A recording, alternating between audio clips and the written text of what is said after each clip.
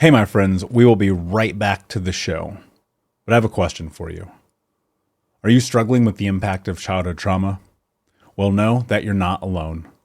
I'm here to let you know that I'm starting a brand new weekly coaching group that includes a year of life coaching, accountability, support, habit and goal setting, and more. I'm starting a waitlist for the group right now, and I'm only taking a handful of people. And I'll let you know that through this personalized coaching, we'll work together to help you understand how your childhood trauma has shaped your beliefs, behaviors, emotions, and will help you create a roadmap for healing and growth. Right now, you can schedule an absolutely free coaching session with me and get put on the wait list if you go to thinkunbroken.com. My friends, it's your time to turn your trauma into triumph, breakdowns into breakthroughs, and become the hero of your own story. And I'm here to support you in doing that. Just go to thinkunbroken.com to register for a free coaching call with me and to get put on the wait list for the brand new weekly coaching program. We'll be right back to the show. But before we do, I want to tell you about today's sponsor, factormeals.com, where if you go to factormeals.com/unbroken50 and use the code unbroken50, you can get 50% off your first order. That's factormeals.com/unbroken50. If you're like me and you are a person who is busy trying to create a life, heal, work on their health, wealth, and relationships, and not to mention deal with the day-to-days of normal life, you do not have time to be going to the grocery store and trying to figure out what you're going to cook every single day of the week. In fact, one time I did the math and I realized I was spending over 15 hours a week at the grocery store and cooking. When I added Factor, I got to use that time for myself, for my family, for my friends, for my community, and for my business. And so if you're in the place where you need some more support in the kitchen, head to factormeals.com/unbroken50 and use the code unbroken50 to get 50% off. Do you ever feel like life is a never-ending series of lessons while you try to find purpose, meaning, and answers? I am Vanessa Fontana, the host of Figuring Shit Out, a podcast where we undertake self-help, coming of age, and healing. As I live my 20s in New York City figuring shit out myself, I've realized that if you spend your whole life trying to get your act together, you don't have a life. You have an act. On Figuring Shit Out, every Sunday, you get to normalize the journey of not knowing and be guided into living your life with more intention and ease. Hey, my friends, we will be right back to the show. But I have a question for you. Are you struggling with the impact of childhood trauma? Well, know that you're not alone.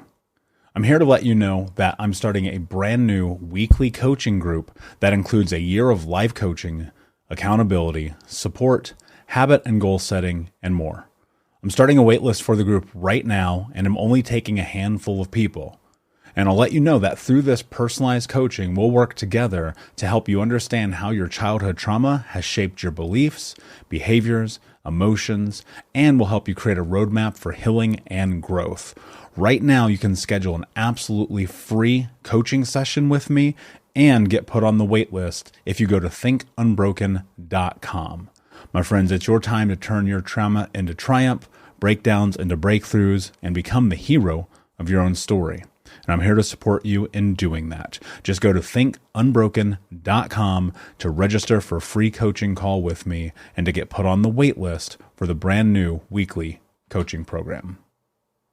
What would you do if you had everything that you ever wanted, everything you'd ever worked for, if you'd paid all your dues, if you've sacrificed everything that you needed to sacrifice to make your dreams come true, and then realize that maybe it's not for you?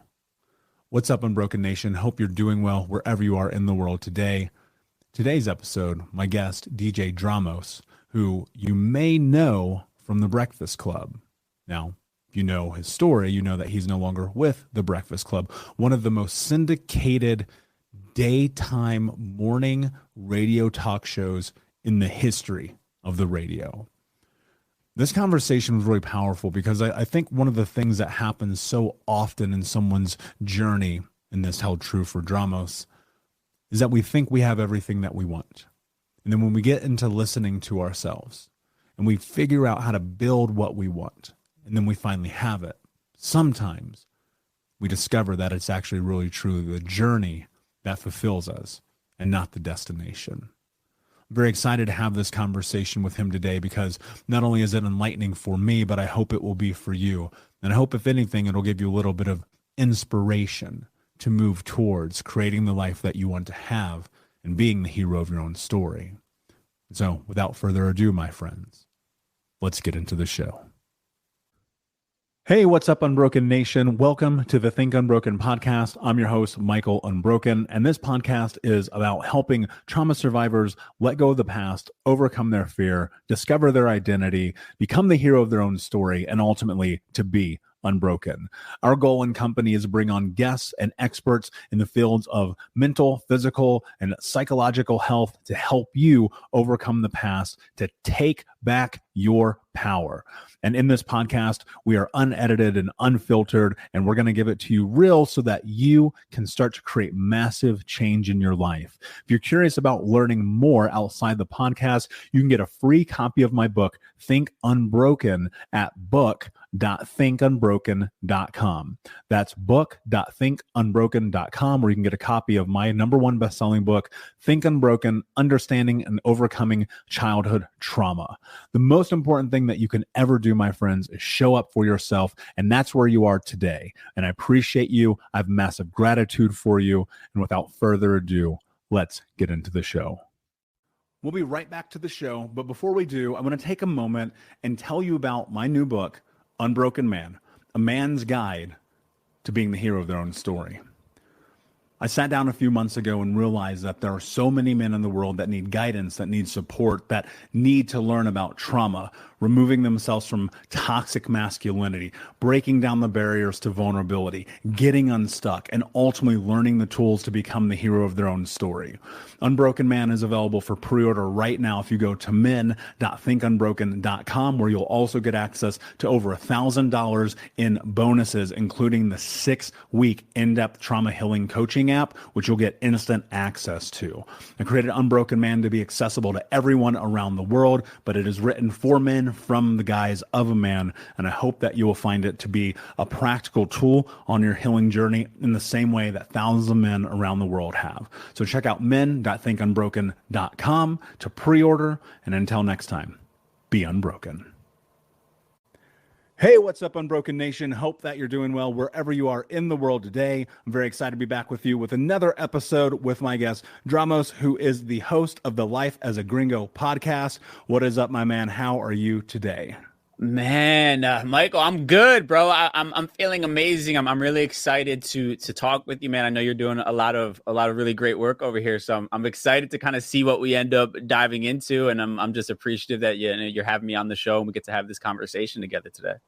Yeah, man, it's absolutely my pleasure. For those who do not know you, tell us a little bit about your backstory and how you got to where you are today.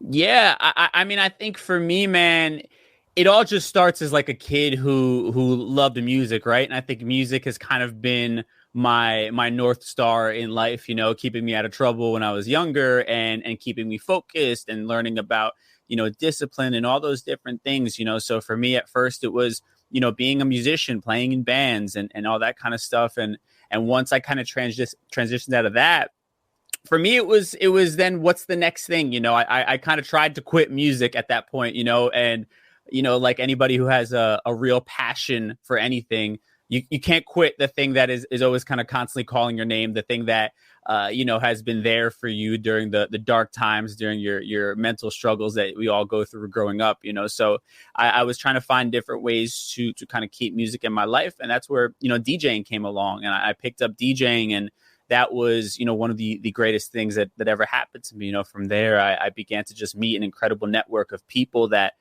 were so gracious to kind of bring me into their world. And that leads to then like getting started in radio, and getting an opportunity to like run the boards after somebody, fell asleep for like 10 minutes and they had 10 minutes of dead air, and they needed to find a new body to put in that position, and I took that chance. And, you fast forward to that, I get to now DJ on the radio. From that opportunity, I then got to be a producer on the Breakfast Club, the nationally syndicated radio show, The Breakfast Club, which is a huge platform. And then from there, them embracing me, kind of allowing me to be a bit of a fourth mic on the show. and to kind of grow myself as a personality, and then, you know, dabbling in different other radio stations and things like that. And then you kind of fast forward to where we are now, where I got to a place where I just wanted more, right? I wanted, you know, to really be doing something with my work, to be saying something with my work. I didn't want to just be,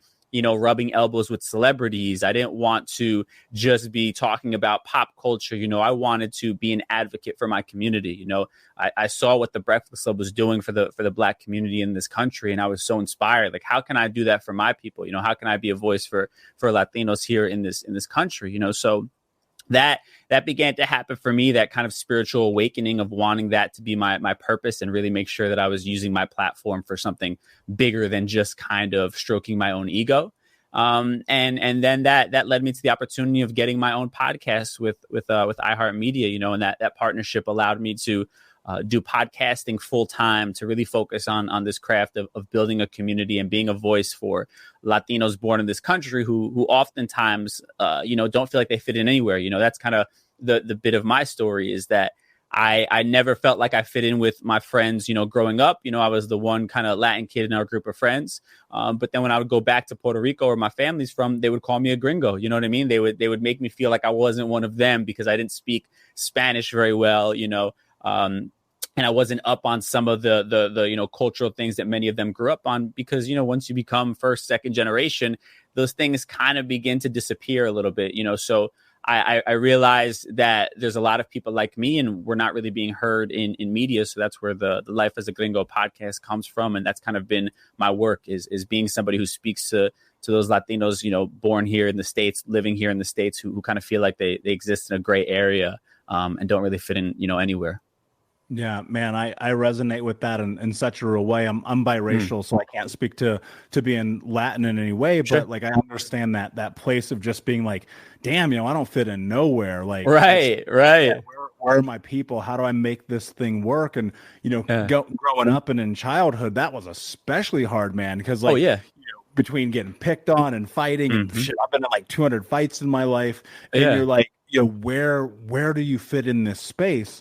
And then one day, and I don't know if you'll resonate with this, one day it dawned on me, fuck fitting into the space, make the space. Right. And I'm wondering if that's been your experience too. Yeah, I kind of look at it like I found my authenticity kind of traveling down this road, right? This awakening that I began to have being at the Breakfast Club, and then really like dialing in, like, but who am I speaking to? Who do I feel like I represent, you know? And once I started to acknowledge kind of this, you know, burden that I felt like I carried, you know, once I acknowledged the most embarrassing thing that people used to hold against me, the fact that I was, you know, too white for my family, but, you know, I was, you know, other when it came to everybody else, you know. And that was something that I held that embarrassed me. I was always trying to prove myself to people. And once I began to embrace that and speak my truth, that's when the doors like kind of started to fly open for me as far as career opportunities. And that's when I got that connection with people that I had been searching for so long, you know. It really was like that, you know, Eminem in 8 Mile type of moment, you know, where he's in that last rap battle and he takes away the ammo that his enemy would have used on him. You know, he embraces all the negative things that his enemy was about to use on him, you know, and he uses it to empower himself. And I kind of feel like that's what this has been for me. Where do you, I'm going to ask you a question that might sound a bit strange, but where does the courage come from to do that? Because I believe that so many people, they have this thought, they're like, I don't fit in. I want to go create the thing. I want to build this, but you know, fear stops them. How do you navigate that, man? It's definitely, it's not easy. It gets easier, but you still have that voice in the back of your head that's like, oh my God, so-and-so is going to hear me talking about this. And I know they're going to have this response to it. You know, like my friends back home who might be like, oh, so now you're like Mr., you know, Puerto Rico type of thing, you know? And it's like, you know, you kind of have to understand that you're going to get that backlash. I think for me, I kind of just like threw myself in the fire during the pandemic. So I would do these daily Instagram lives, you know, and I would do like a daytime talk show. I would call it Quarantined in the Afternoon, and I would do Instagram's first ever daytime talk show, right? That's what I would pen it as. And we were, you know, doing it and talking about random things. And then, you know, the whole thing happened with George Floyd, you know, his murder. And that's when the show kind of took a turn where I really began using it as a platform to advocate and speak about important things. And little by little, seeing people resonate with some of my feelings and things like that just started giving me a little bit more of that security, a little bit more of that comfortability to start expressing more and more of myself. And that's where I began to get comfortable, and it was just, again, throwing myself kind of in the line of fire in front of a live digital audience and seeing what the reactions were, and when I started seeing that people were resonating with it, they were fucking with my message, it just empowered me to keep doing even more. And then I think I'd say the last step to that was I did this retreat called the Hoffman Process this last year in December. And, it's a really powerful kind of personal growth retreat. And they have you dig into so many different things about your childhood and all these, burdens and traumas that you've been carrying around. And I realized that I have had a pattern of kind of minimizing myself, for people to make them comfortable, and with the Hoffman Process, I was able to kind of break through. That was like the last layer. And now I feel like I can truly kind of live authentically. I mean, even if it's like in my podcast, I talk about a lot of self-help type of things and giving people advice. But at the same time, I'm not pretending to be perfect. I'll get on there and be like, hey, I was having like a really shitty week where I just felt really depressed. And I would have never used the word depressed to describe myself a few years ago. That was like such a faux pas, especially in the Latin community. The idea of therapy and talking about therapy and all that kind of stuff is never done, So all of these different things that I'm talking about kind of created this comfortability in myself to really live authentically. And again, it's an ongoing process. There are days and topics that might feel harder than others, but all of that kind of stuff, just putting myself out there little by little, made me more and more comfortable each day. Yeah. And I resonate with that entirely, because when I first started this show 4 years ago, like I'd put out a couple episodes and then I ghosted on it for a minute, and then I sat with it and I thought to myself, wait a second, what is the real purpose of this? Why create Think Unbroken? Why have the conversations? Why the experts? Why the people like you to come on and talk about real life? And I realized like somebody has to be the voice. You know what I mean? Yeah. And I felt like taking up the mantle on that would do two things for me. One, it would give me the ability to share my truth. But two, I knew that over time it would build confidence. Yes. And, I rewind, I look at the experiences of my life, and there were so many times where I just felt I have no confidence. Like you, I'd keep myself small. And I think so many people do. So what I'd love to start with and dive into a little bit deeper here is, for the folks listening of the Unbroken Nation, these amazing people that are trying to create this massive change in their life, and maybe they hear us and like, yeah, I get that, man. I feel so small every day. Yeah. Like, what thoughts do you have about that? I think first and foremost, don't beat yourself up about it, right? I think we have this sort of, thing that happens when we do something that we don't like or we feel like is lesser than us. We shame ourselves, right? We have this negative talk that we talk to ourselves in a way that we would never talk to anybody else, right? And I think, that's the first thing. You have to understand that, you are not broken. There is not something wrong with you. You're just acting out a pattern that you were taught somewhere, some way, and sometimes it helps to view yourself as like a child, because you would never, most rational people would never be disgusting to a child as far as like saying, disparaging things to them or want to hurt a child, right? You want to, take care of a child because you understand the beauty and innocence in that child, right?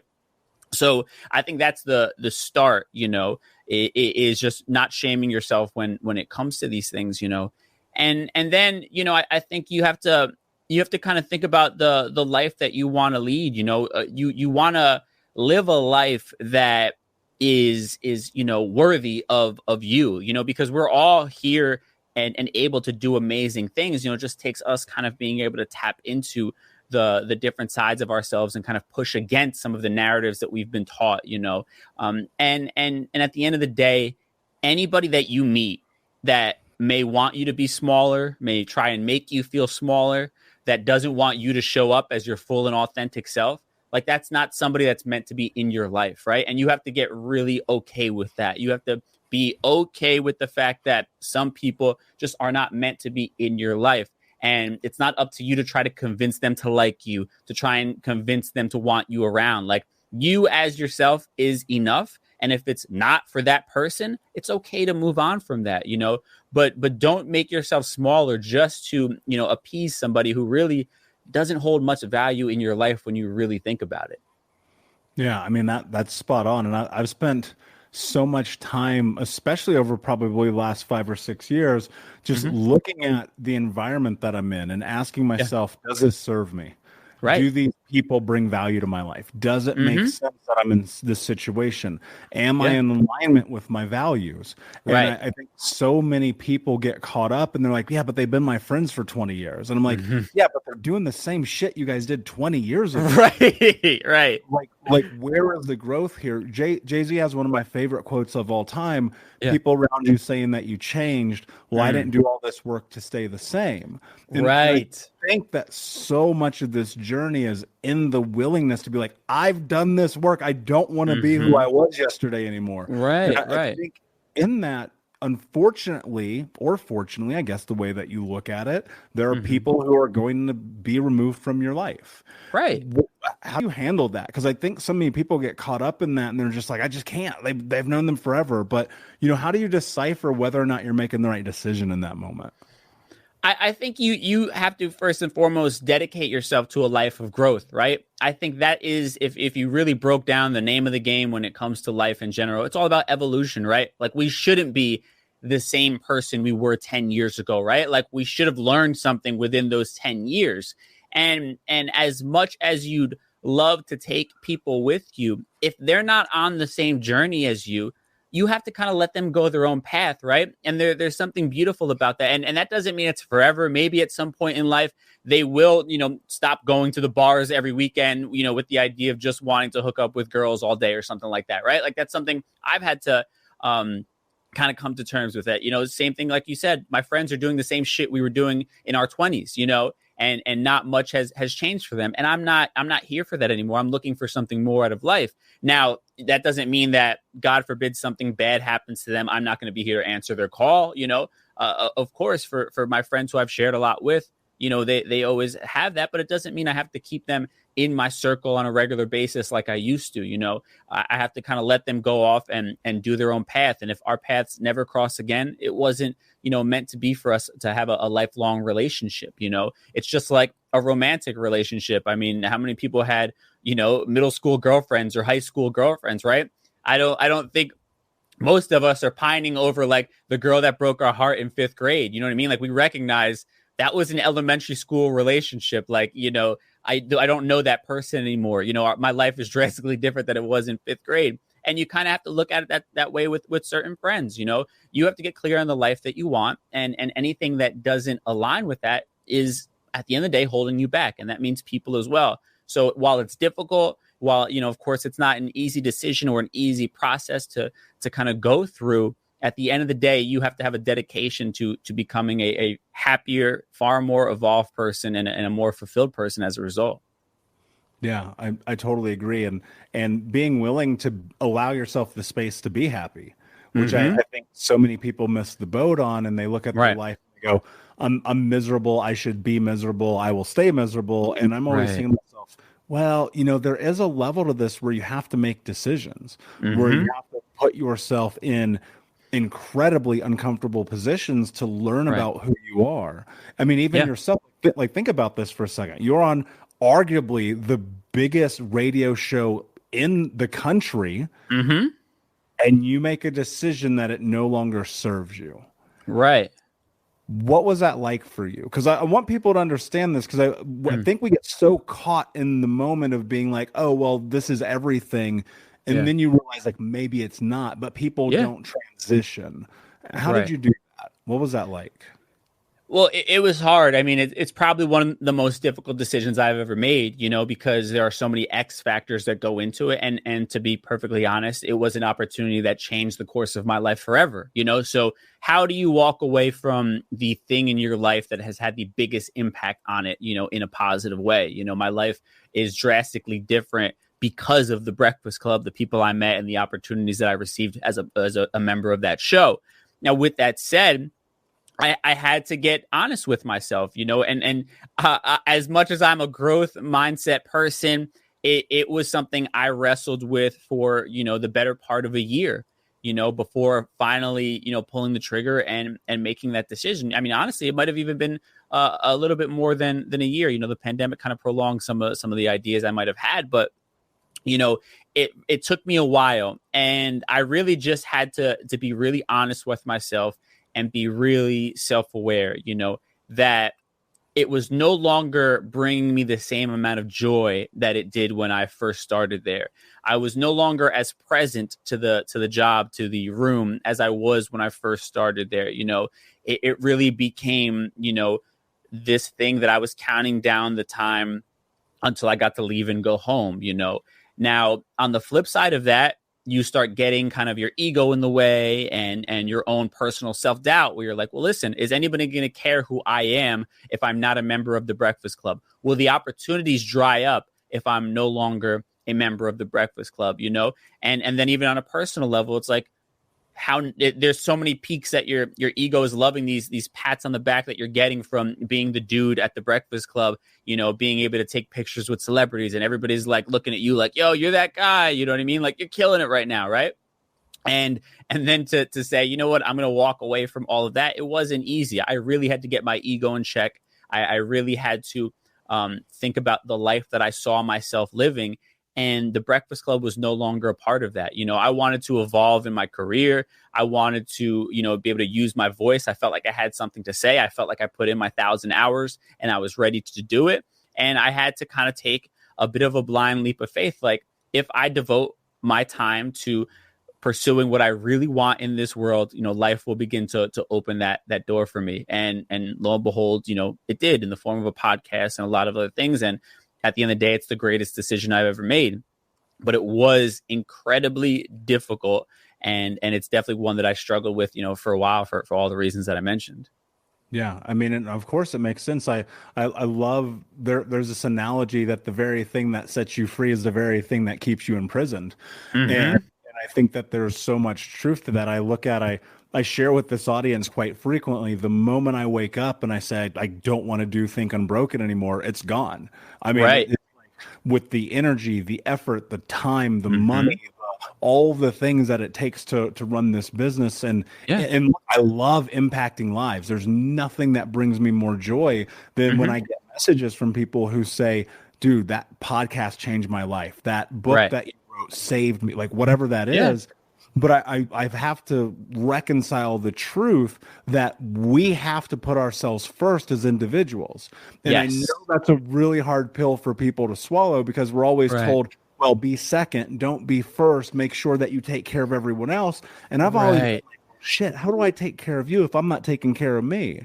Right. And we're taught that is selfish, right? But the reality is, like, if my cup is empty, I have nothing to give you then at the end of the day, right? So that's what we have to remind ourselves of. And I think that in life, we are getting like fed this societal pill that we're supposed to like be at the same job forever, right? Or, we're like the idea that anybody comes out of college, stays at the same job, and then retires at that job is like non-existent these days, right? I don't think it works out in a financial sense where it makes sense, but also I don't think we as humans are meant to have the same exact day, 5 days a week over and over and over again, right? Like, we want change, we want variety, we learn something, we want to then go and throw ourselves in that, So I think we have to be okay with that, and if one day, down the road, you decide to not do the podcast anymore, there's no shame in that, right? Like, you fulfilled your journey and you fulfilled pursuing the thing that you had as an idea, and you got everything out of it and gave everything that you had, into it. And now it's time for the next project, the next purpose, the next thing that you have, your mind fixated on. I think that's kind of how we have to start looking at life. I look at it kind of as, look at these like tech CEOs and different people like that. Most of them, if you look at like people who are career CEOs, they hop around from company to company, right? They don't stay at the same company. They might have had success with X company, and now it's like, okay, I'm going to go now and help Y company get to that same level, right? Because that is like the norm in that world. They're just chasing after the thing that they enjoy doing the most, and I think that's kind of what we have to view our lives as. It's not just this one thing we stick to the same path forever and that's that. We're allowed to have ebbs and flows and changes, and I think that that's what makes a happier and more well-lived life.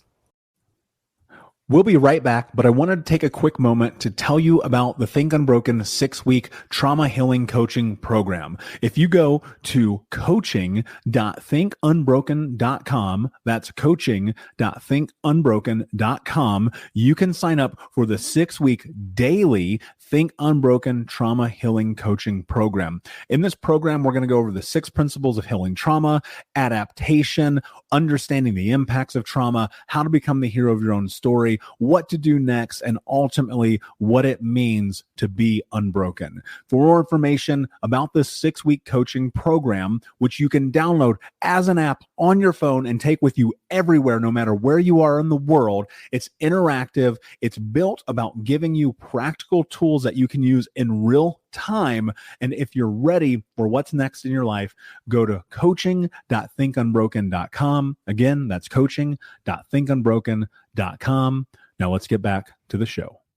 Yeah, agreed. And you said something I think is really important that I think people may miss in passing. So I'm going to come back to it. So there's no shame. There's no shame in walking away. And that's so true, especially if you I put in the effort. I did the work. I made the hours. I did it when I was tired, when I was exhausted, when I was hungry, when blah, blah, blah. I made the thing. And people get caught up. And I used to get caught up too, be like, I can't walk away from this because of X.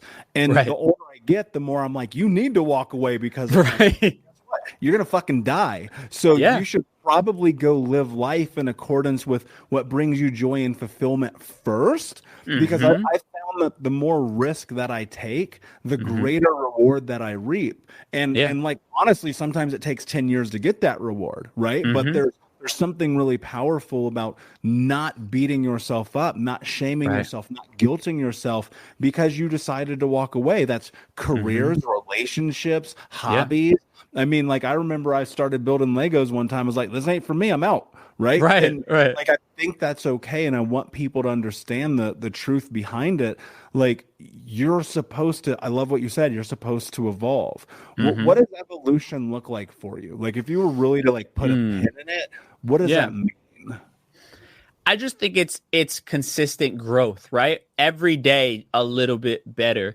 And I've been kind of journaling on this recently, the idea of goals, because I know from personal experience, we have these goals that we set out, we achieve them, and then it ends up not feeling as amazing as we thought it would, or the great feeling, is very much fleeting. And then you're left feeling the same exact way, and it's like this hungry ghost that we keep on trying to feed, but we never get there. So I've been kind of, re-looking at goals and just looking at them, as an analogy. To me, a goal is really just a flashlight to illuminate, your path in the dark, So the goal is not, the end all be all. It's not, the mountaintop. The goal is just something that helps you, continue on your journey. You know what I mean? And that's, to me, when you talk about evolving as a human being, it never ends. And that's the beauty of life. My potential to evolve and become more of a fulfilled and well-rounded and, a more intelligent human being, all of the above, that has no bounds, So I want to utilize my time here on this earth to grow as much as a human being as I can, to evolve as much as I can. To me, that's what makes life so joyful. It's not about this destination. It's about this constant path that we get to go on to making ourselves better, each and every day. And I think that's the beauty of it all. Dude, I love what you said about a goal being something to illuminate the path in the dark. That's incredible. I've never thought about that, but that's so true, because that gives you this massive North Star. It gives you a direction. And I'm so about goals. This audience knows I've said that word 8,000 times on this show. But it's true, because without goals, I feel like you're just swimming in the ocean with no destination. And I'm like, I'm not trying to drown out here. Right. Absolutely. Please. Yeah, no, I was just going to use an example that of something that I'm doing right now. Right. So I've been getting into real estate. So I'm looking at my second investment property right now. Right. But, and I love this property. I want this property. And the goal is to buy this property. Right. But at the end of the day, what this property in my mind has done for me is it made me stop dragging my feet on filing my taxes, right? It made me create a financial plan for the rest of the year. Like, it made me set in motion things that I probably wouldn't have gotten to as quickly had I have not had this goal in mind. So that's the way I look at it, right? So if this house ends up not being something that I end up closing on and somebody else gets it, whatever the case may be, it doesn't change the fact that I'm now further ahead than I was prior to setting this goal. And that's kind of the way I look at it. You know, again, it's not about obtaining that goal. It's about all that happens when you set a goal in mind for yourself, all of the advancement that happens when you're thinking ahead to something, you know, because the reality is, if it's not this house, I now just put myself in a position for another investment when it comes along. You know what I mean? So that to me is the beauty of a goal. It's now made me, you know, far further in my life right now than I would have been had I have not, you know, set that goal for myself. Yeah, 100%. And you're going to learn about yourself in the process, yes, which I think is one of the most fascinating aspects of it. So I'm getting ready to run my first marathon in May, and I'm like, I've never done this shit before, but guess what? I know that there's resources, there's the internet, there's friends who have done it, and I'm like, game plan. Go and do the thing, put in the work, discover who you are in the process in a deeper way. And then on game day, you'll find a way to get it done. And I think that's the most important thing about this is goals become these beautiful markers. And I'll tell you this, when I cross the finish line, that will not be the moment that I celebrate. Because for me, it's about the journey.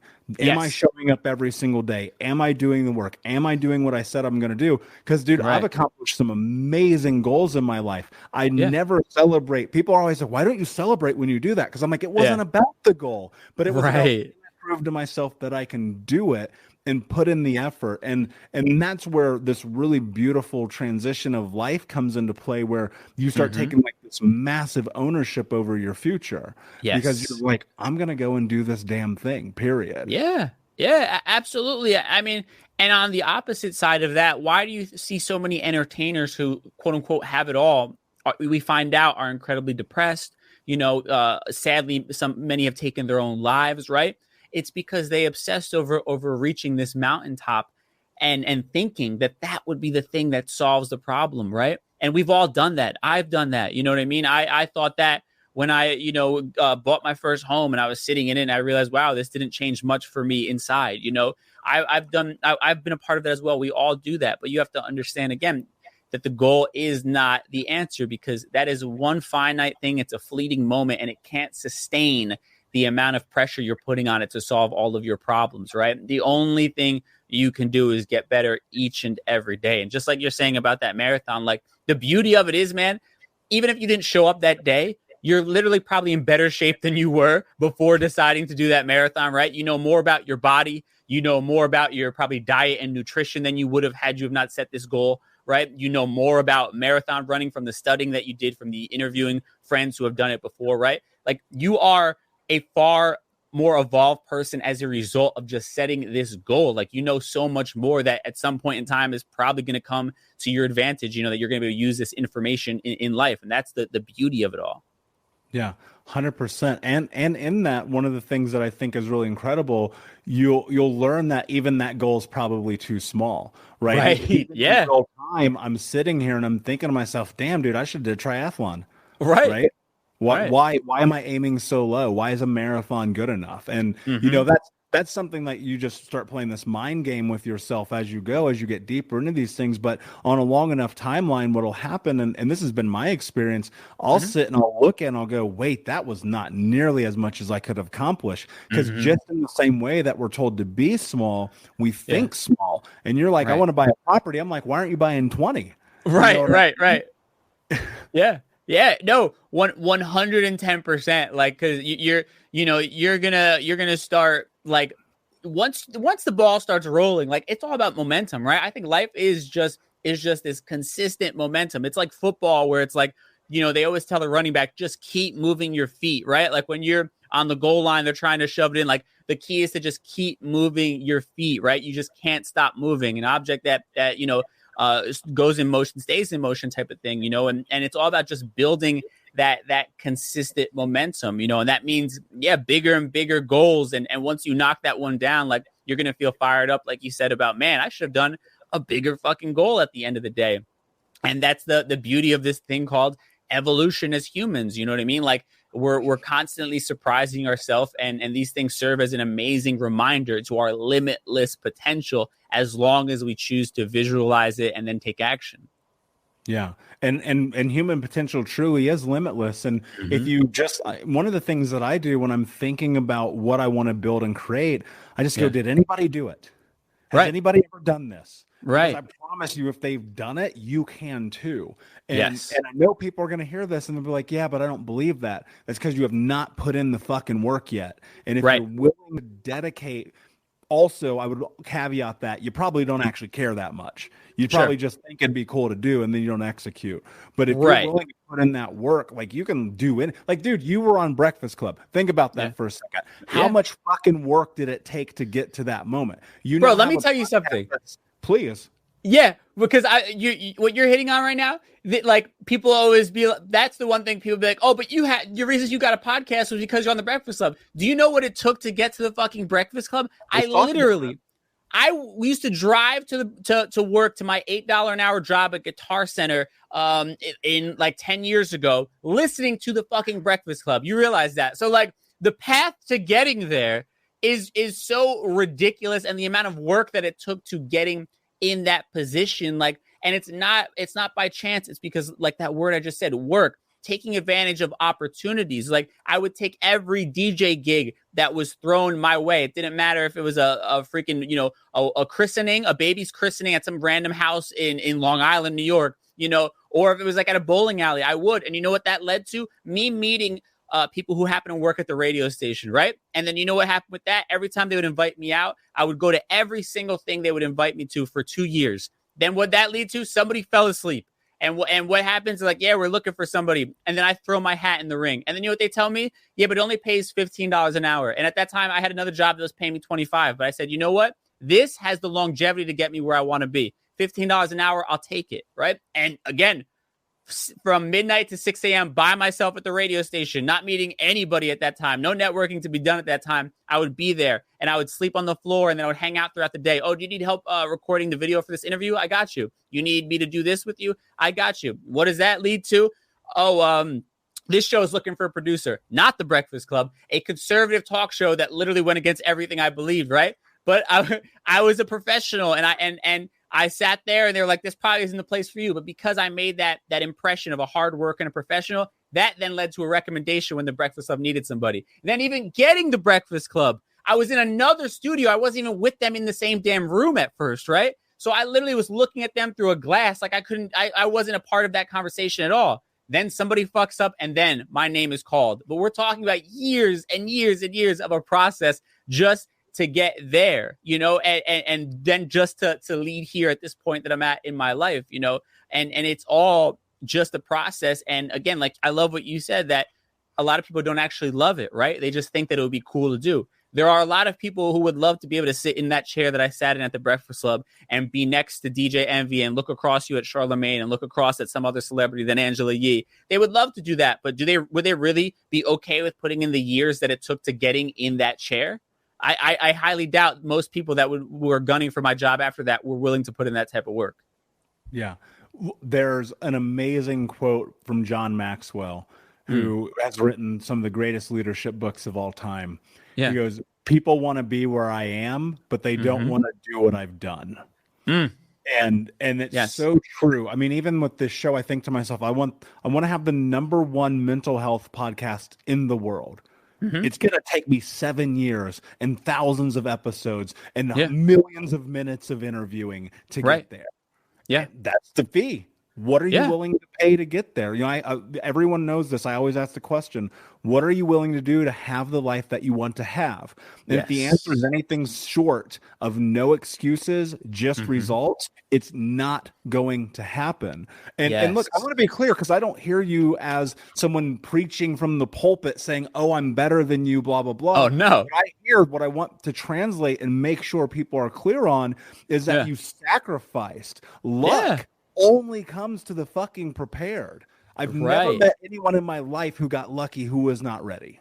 Absolutely, bro. I am not exceptionally talented, I don't think, at any of the things that I do. Am I above average? Sure. But you know what it was?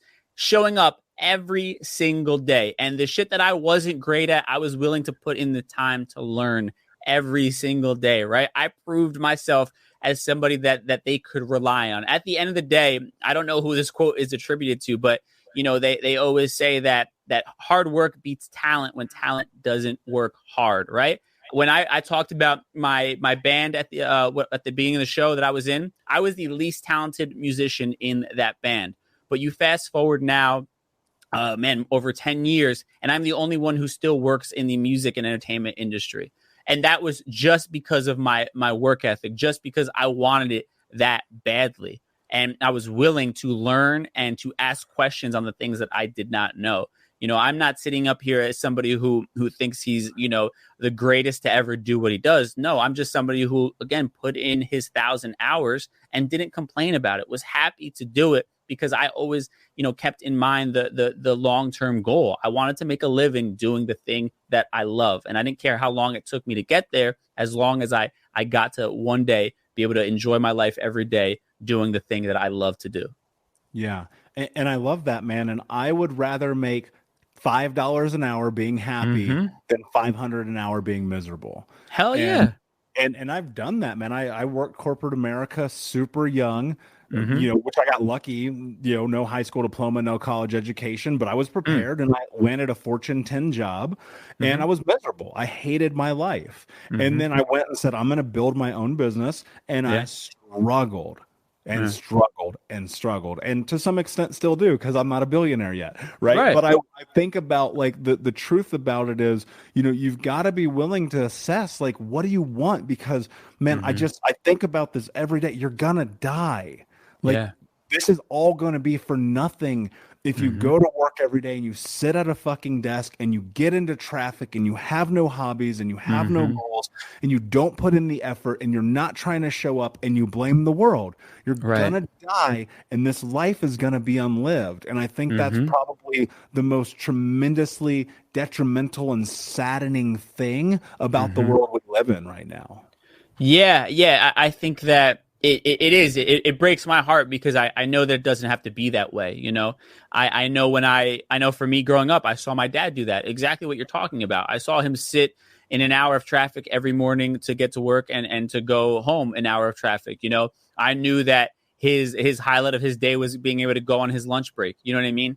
And my dad is an incredibly intelligent human being who was capable of doing far more than he, you know, ended up doing career-wise, you know. But he gave into a bit of that fear, you know, that he grew up with, you know, a product of a single mother raising 3 kids. And really the idea was just survive, right? And unfortunately, you know, he allowed himself to kind of get into that mindset, which, you know, to a degree I get. You know, we all have responsibilities. But, you know, it's not something that I wanted to recreate for myself. You know what I mean? I recognize that my parents aren't wealthy, but I have a level of privilege that they made those sacrifices that I know at the very least I can go live in their basement if I need to, right? And that's good enough for me that you know, that's a good enough fallback plan that I can sit here and go 100 miles an hour at my goals, knowing that I don't want to recreate the same patterns that my dad, you know, fell into. Yeah, I had somebody tell me something. I was in Miami last weekend for a conference, and we're back and hanging out, having dinner. And one of the guys goes, you know what the worst case scenario of being an entrepreneur is? I go, no. He goes, filing bankruptcy. I go, yeah, I guess. He goes, I filed bankruptcy 3 times. And what's crazy, dude, he's worth $500 million now. Wow. And what that tells me is that you have got to be willing to see what happens. Yes. And that changed my perspective on so much. I was like, damn, I never thought about that before. Because really, it's kind of like, and this is not financial advice. Let's be very clear about this. It's kind of like a get out of jail free card to go and chase your dreams. Yeah. Yeah. Well, I mean, what I take away from that story is that it's about being able to just continue taking another at bat, right? Like having another chance to hit the ball. Like that's what it comes down to. Eventually, at one point, you're gonna get a piece of it. You know what I mean? Like you're swinging enough times, you're gonna get a piece of it. I think the problem is that many people, they might take one swing, they might take two swings, and they're just like, fuck it, I'm never gonna hit this ball. Let me move on to something else. And that's the problem. You know what I mean? It's like you can't allow your losses to dictate how you live your life. I mean, I'm sure we're all familiar with that quote that Michael Jordan has where he's taken like, I don't know, however many, 700 potential game-winning shots, and he's only made 150 of them, right? Like that to me is the ultimate way to view your life. You're talking about the greatest of all time is acknowledging that he's failed more than he's succeeded, but that never stopped him from attempting to succeed. And that's why he is the greatest, or considered to be one of the greatest, because he just kept getting up. And once they lost that game, he was ready for the next one. If it came down to it, he was taking the shot. Yeah. Yeah. And he's the greatest. So let's be clear about that. Okay. But I want to make sure. I think about this so often, man, in your spot. Sports are a great analogy for it. You go look at Gretzky, you look at Elway, you look at, Michael Schumacher, whomever it is, man, all these guys do is lose. Right. Like, they lose all the time. Jordan has lost so many freaking times. Right? Yeah. But it's about, you get up and you keep going. You take the L's. You learn. You grow, and you go and you try again. And I hope that people will take away from this is, looking at their life and recognizing the truth that trying again is the way that you get to what you want. Because I'm sure on your journey to getting where you are and launching this podcast and now starting to do this thing on your own, you've failed every single day, all the time. Oh, yeah. And that's the thing, like, be okay with it. Right. Yeah. I mean, I had so many instances where I was talking about wanting to do content that spoke to, American-born Latinos in this country that, I felt like we weren't being served by the Latin television stations or the Latin radio stations, nor were we completely being served by the, American ones. And there was this in-between area that I felt like we could hit. And I was getting turned down all the time when I pitched that idea. I would first start pitching it to radio program directors, and they would just be like, well, why wouldn't you just listen to the Spanish station if you wanted that? And like, they just wouldn't get that, like, somebody like myself who doesn't speak fluent Spanish doesn't know what the hell is going on there, but does enjoy some of the music. And there has to be a happy median. And there's a huge audience for that, and it wasn't until I made this pitch to iHeart, the podcast network, that it finally all clicked. But I had been pitching ideas like this for the longest time. I had been going through various iterations of myself as a personality and the type of content I want to put out and things like that, and failed tremendously throughout the course of that, So it is just about getting up each and every time, after you fail, and not having that fear of what happens if I fail again. You kind of have to have that amnesia, I mean, another sports metaphor, it's like, what makes a great quarterback? One who can throw the interception, but the next time they get the ball, they can drive it downfield and get a touchdown, right? Like that happy amnesia. It doesn't matter that they fucked up before. All they care about is what is next, right? And that's like what the people like the Tom Brady's of the world are so great at doing. He doesn't care how crappy of a first half he had. Like, he's ready and he's showing up as if it's a brand new game in the second half and is ready to do something.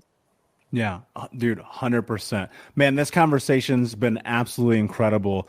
Yeah. Before I ask you my last question, can you tell everyone where they can find you? Yeah, absolutely. At DJ Dramos on all social medias, Dramos. And then, of course, the podcast is everywhere, Life as a Gringo, if you want to check that out. And of course, we'll put the links in the show notes for the Unbroken Nation to go and look at and learn from. That said, my friend, thank you for being here. My last question: what does it mean to you to be unbroken? Man, I think, for me, it's healed.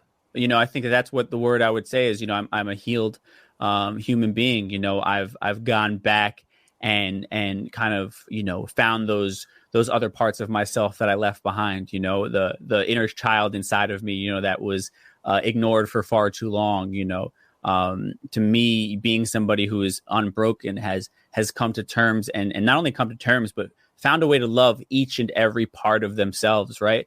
The parts that other people can't appreciate, they could still look at it and find some sort of love in themselves for that. And I think that is what it means to be unbroken, to love yourself enough to be unafraid to show up authentically as yourself each and every day. Brilliantly said, my friend. Thank you again for being here. Unbroken Nation, thank you for listening. Please like, subscribe, comment, share, tell a friend. And until next time, my friends, be unbroken. I'll see ya. Unbroken Nation, hope that you just got a tremendous amount of value from today's episode. I want to know what you think. Please do me a favor and review, rate, and share the episode with 3 friends on social media today. It would mean the world if you did, because ultimately at the end of the day, creating community and connection is how we heal generational trauma in the world. And I need your help to do that, Unbroken Nation. So if you're on iTunes or Spotify or wherever you are, please like, comment, share, review. I want to know not only what you like about the show, but how I can make the show better, how I can make this further about helping you on your healing journey. So do me a favor. And when you do, shoot me a screenshot of you making the review to my DM at Michael Unbroken on Instagram so that I can have a conversation with you, say hi, and more importantly, so I can share it with the Unbroken Nation. Thank you so much, my friend. Hey, my friends, we will be right back to the show. But I have a question for you. Are you struggling with the impact of childhood trauma? Well, know that you're not alone. I'm here to let you know that I'm starting a brand new weekly coaching group that includes a year of live coaching, accountability, support, habit and goal setting, and more. I'm starting a waitlist for the group right now, and I'm only taking a handful of people. And I'll let you know that through this personalized coaching, we'll work together to help you understand how your childhood trauma has shaped your beliefs, behaviors, emotions, and will help you create a roadmap for healing and growth. Right now, you can schedule an absolutely free coaching session with me and get put on the wait list if you go to thinkunbroken.com. My friends, it's your time to turn your trauma into triumph, breakdowns into breakthroughs, and become the hero of your own story. And I'm here to support you in doing that. Just go to thinkunbroken.com to register for a free coaching call with me and to get put on the wait list for the brand new weekly coaching program.